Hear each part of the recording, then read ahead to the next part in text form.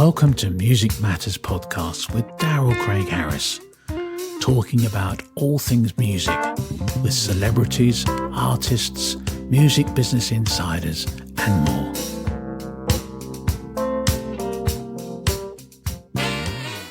Ryman, how you doing today? Doing great. So you got a lot going on. You got a new album coming out called Growing Pains. That's coming out July 31st via Mom and Pop Music. 2025, you signed a publishing deal with Concord Music, who are great folks to be with. You kind of call your style the alternative bard pop, which I loved. So tell me about the new album. Yeah. So it's my first full length. So it's my debut record. And I've been sitting on a lot of these songs for about a year now, and I feel like I've seen my life kind of like flip on its head over the last year and a half or so, just going from like pursuing music for like 5 years and not really seeing any movement. And this past year and a half has been really fun, but there's also been like a lot of changes and stuff that I've had to navigate. And I feel like this record kind of like takes you through all the different kind of emotions that you feel in your early 20s. I feel like it's a very pivotal time of my life. And I hope that it resonates with some people the way that it does with me. It's interesting music. You're from Nashville, I think, right? Kind of born and bred. And actually, I should say, before we get there, tell me about your name, because I know what Ryman, I know what that references to, but tell me how you got the name Ryman. Yeah. So my dad saw, I guess both my parents, but my dad specifically saw a lot of parallels with Thomas Ryman, the guy who kind of founded the auditorium. That's a whole long story to get in another time, but saw a lot of parallels with his name, and here I am, named me Ryman, and kind of like set me up on the course to do music. I feel like my dad introduced me to some of my favorite music and some of my biggest influences, and he's got better taste than I do. So it's actually often you don't hear sons saying that about their parents. So he's cooler than me. Well, hey, that's a good way to be. Yeah, Ryman Auditorium, for people who don't know, is kind of the church of country music. It's the original Ground and Opry, and one of my favorite places. So tell me, so you growing up in Nashville, did you have a musical family, and how did you get into music? Yeah, so my dad was a writer for a little while and was in a band. Kind of hung up the cleats whenever I was born because he needed something a little more financially secure to support 2 kids, which totally get that. But I feel like I see like the home videos of me as like a baby, and there's like keyboard or a guitar in my hand. Like my dad and my mom tell me that my first word was guitar, which I guess I'll believe them. It seems a little far-fetched, but I think that they're telling the truth.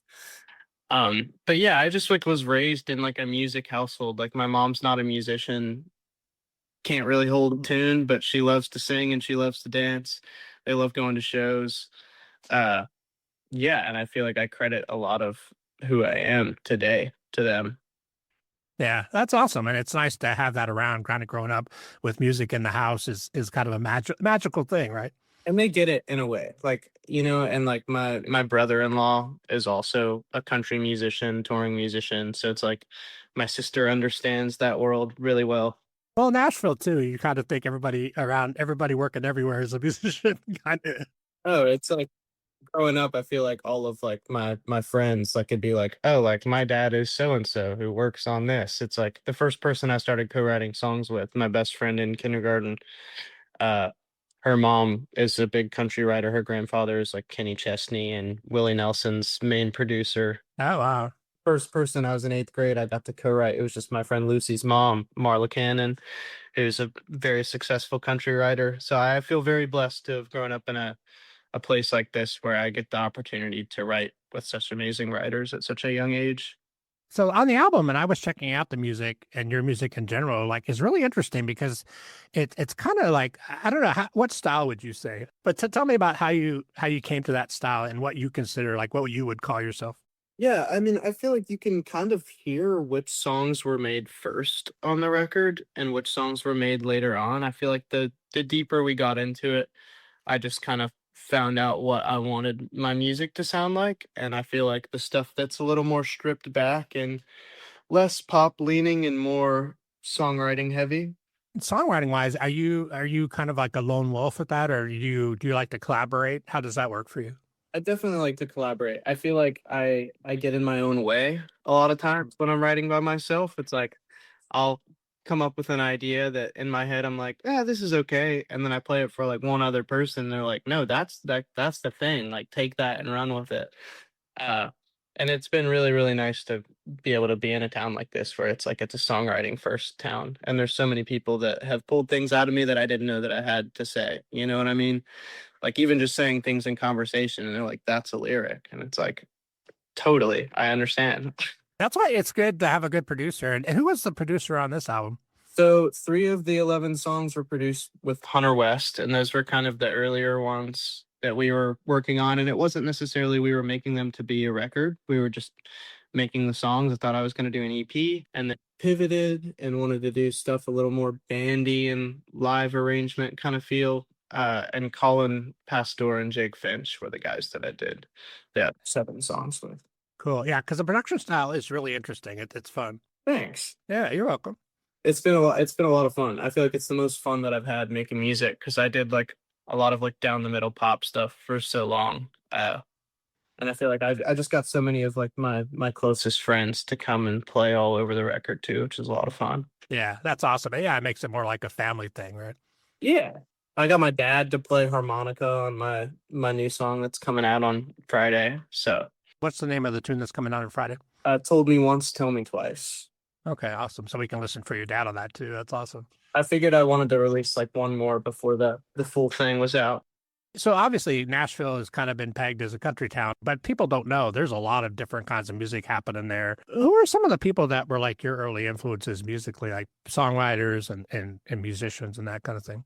I feel like early on, like some of my biggest influences, it's funny. I was really into Rex Orange County. That was like kind of for some reason, that was like the gateway to me writing songs, which like I don't really know if I hear a whole lot of that in my music today. But that and Role Model was another big early influence whenever he was doing the kind of pop rappy stuff. I used to be signed to a hip hop label Oh, okay. back when I was in high school.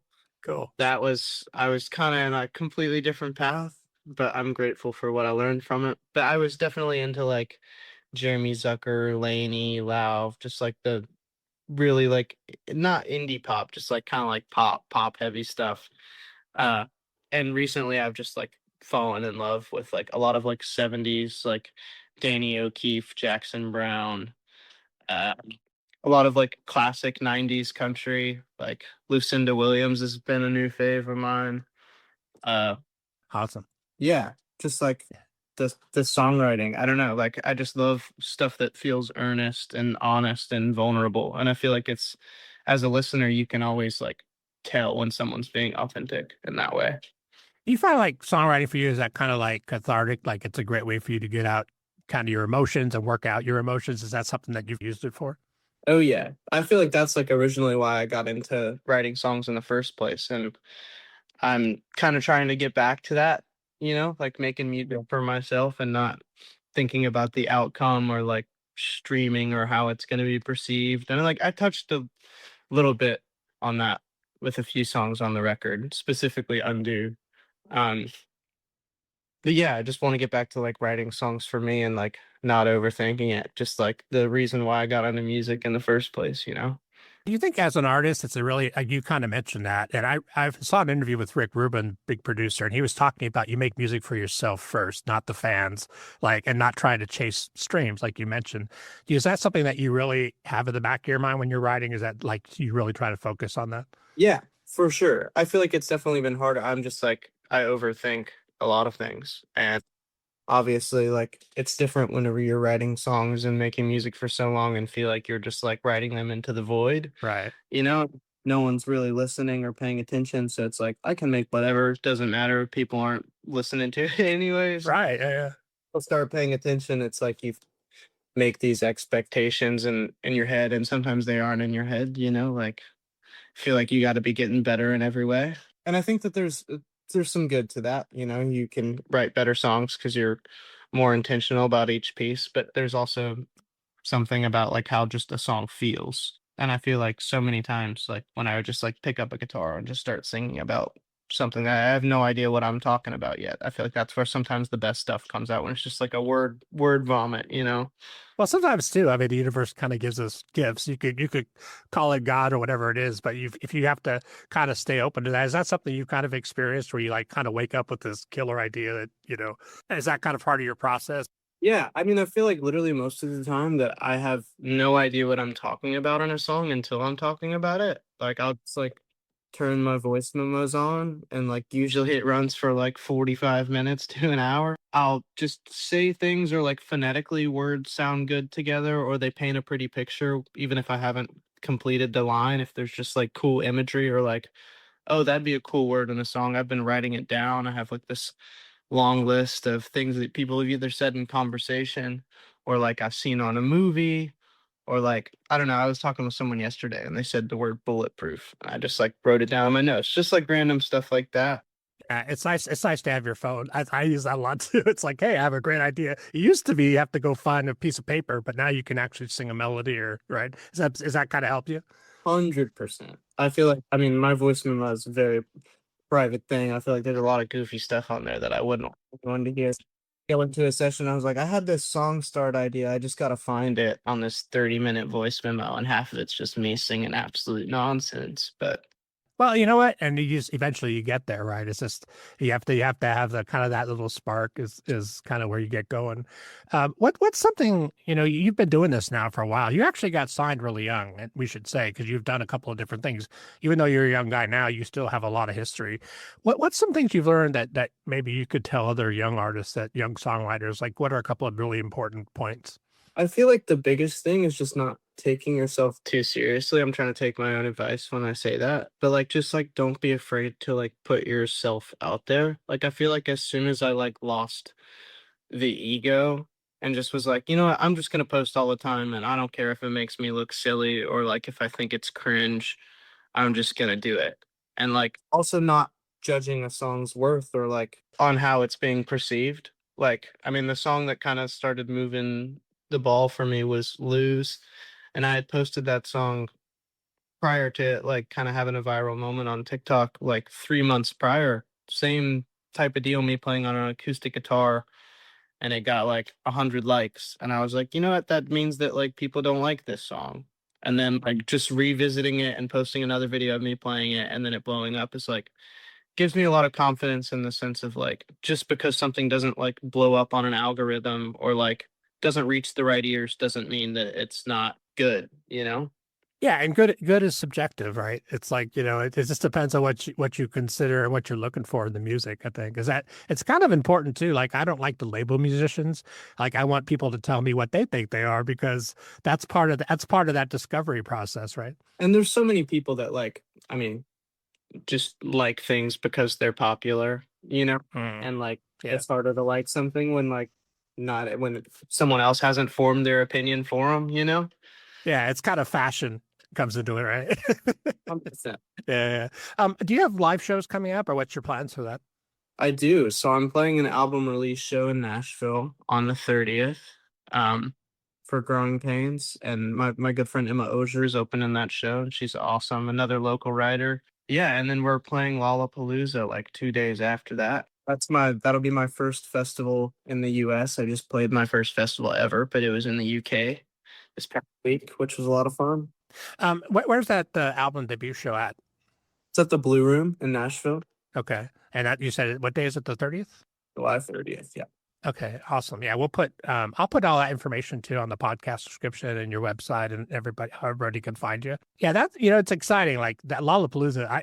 It's funny because I'm so old. I went to like the first Lollapalooza back in like the 90s, I think. Tell me about the festival thing, because on those festivals, especially Lollapalooza, there's a lot of heavy hitters. What's that like for you? Doing those kinds of things. You mentioned you just kind of did the first one in the UK.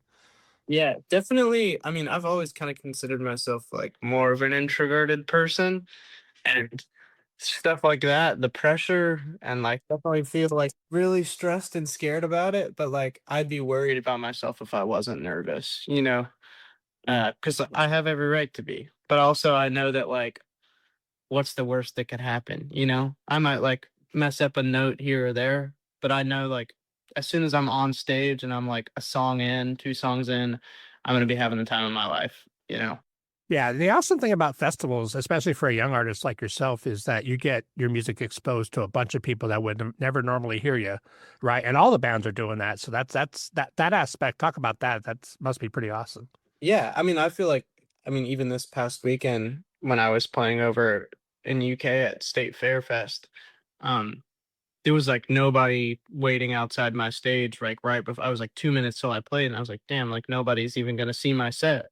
And as soon as I got on stage, there's just like so many people just like crowded into the in front of the stage, and like then I was playing to like a full crowd of people just because like they're all there to like hear new music and discover bands they haven't heard yet, which was really cool. I mean, that just makes it kind of like work. That's worthwhile. Like when you're a young kid, a young guy writing songs in your room, going from that to where you are now. Tell me about that. Like for you, as personally, that must be just exhilarating, exciting. Yeah, I mean this whole past year and a half, like I hadn't played. I think it was 2025, April of 2025. I hadn't played a show outside of my hometown, and then since then I've gotten to open for so many just like pinch me moments of like bands and artists that I've gotten to open for. And like even just like it's the most unorthodox way to travel, and it isn't always glamorous, but like taking my car and like driving around the country and getting to see the world in ways that I never thought I could, all with the help of my guitar and the songs that I'm writing, which is I mean, I feel very, very lucky and blessed to be able to do that. Yeah, it's a beautiful thing, man. And I'm excited for you. I think you're going to have a really good future. You got great music going on and you have your own thing. It's hard to have your own style, right? It takes a while to figure that out. I feel like that's, I mean, I know we're past this question, but you said like advice to young artists. I feel like that's another big one. It's just to like be yourself. Like you can take influence from like other artists and other bands that you like, but like at the end of the day, you want it to sound like you. Like you don't want to make music that sounds like them, you know? Yeah, and that's an important thing. Yeah, make it yours and own it, and then like the fans will come. That's the thing. Everybody check out Growing Pains, and I think like I'm really excited to see what you do in the future. I think you got a lot going on, and you're really just getting launched. Obviously, this is the debut. 11 tracks, really awesome music. Everybody, please check out Ryman's Growing Pains again out the 31st. And how can people find you online and all that stuff? I'm Ryman Wooten on Instagram, TikTok, YouTube, all that stuff. Awesome. Hey, thank you so much for joining me, Ryman. I really appreciate your time. Thanks for having me. I appreciate it. Awesome. Yeah, thank you very much. Have a great day. Sweet. You too. All right, cool, man. Thanks. Thanks for joining us, and please consider subscribing to our podcast and follow us on our social media pages for guest announcements.